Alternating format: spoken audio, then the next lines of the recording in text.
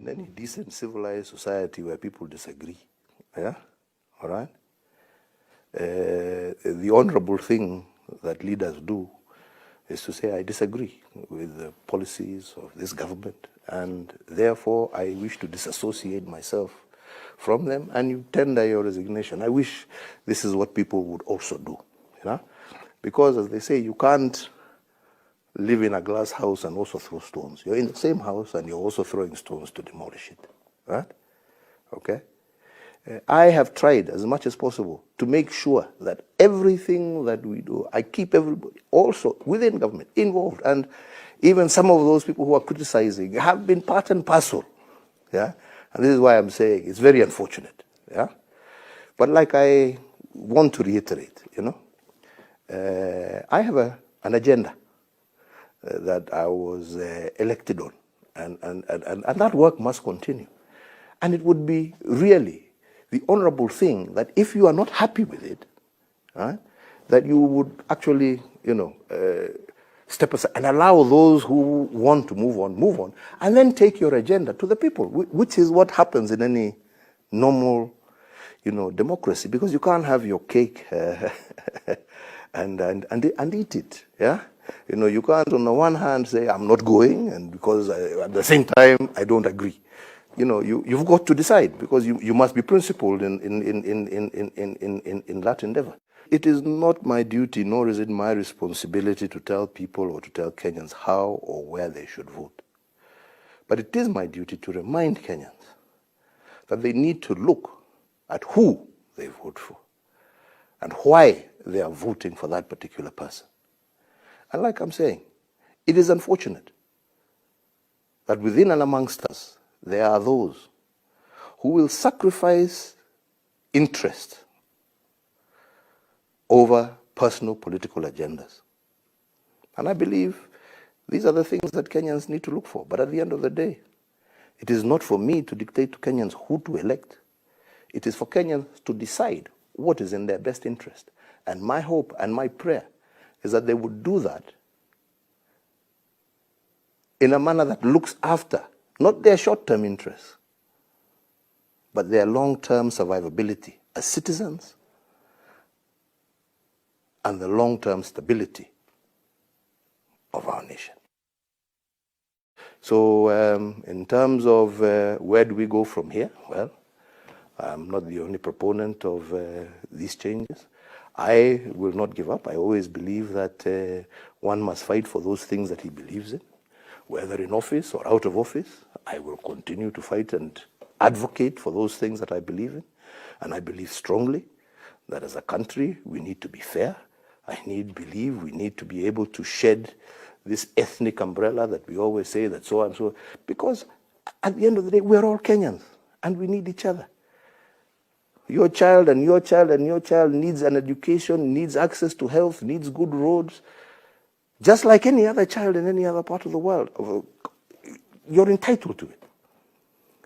And it is my hope and my prayer that like-minded people who believe in these fundamental principles and who believe and see Kenya long into the future and not within the context of their political life, yeah, will continue to advocate for these things until we have a much more fairer and much more just society. So as of now, like I said, that is where we are. We have a ruling, we obey, and we move on, and we continue to consult with people who think the same as we do. And we will continue to work together to see that we overcome these challenges and get the Kenya that we want to see, that we want our children to inherit. All of these people, I mean, I was hearing some people say, this BBI is to propel Raila Odinga. Raila Odinga declared his presidency with or without BBI, and he's still on the ticket. BBI has nothing to do with his candidacy. BBI has nothing to do with Uhuru wanting to continue, because there is no clause in BBI that says that the incumbent president is going to continue for another 10 years. There is no clause. This is all propaganda and hype that is built around to poison the people's minds and to deviate them from looking at the real facts. Because at the end of the day, who are the people who suffer when we have these political problems? It is not the elite, it is the masses. Who are the people who are denied resources when we don't deal with these issues of inequity? It is the people, not the elite. But somehow now, you will now want to blame poverty on that class as opposed to that class. Instead of dealing with the fundamental root cause of the problem, which is providing resources, giving opportunities to every Kenyan equally and fairly, you want to now make it an us versus them because it's an easy campaign platform, right? To propel an individual to victory as opposed to dealing with the underlying problem facing a nation. So, ladies and gentlemen, all I can say is it is unfortunate. I am a person who has always respected the rule of law. I always told you, and even when they said, Uko, that we are going to take, I said when I was vying for my very first time, that regardless of whether I'm chosen by or elected or not elected, I will still obey the International Criminal Court. I don't speak what I don't mean. You have seen, I proved myself. I was elected, and I still appeared because I believe in the rule of law. When they went out and they said my election was null and void, I accepted, moved on. And even this one, I will accept and move on. I don't agree with it because I believe we have denied Kenyans their resources. We have denied Kenyans equity.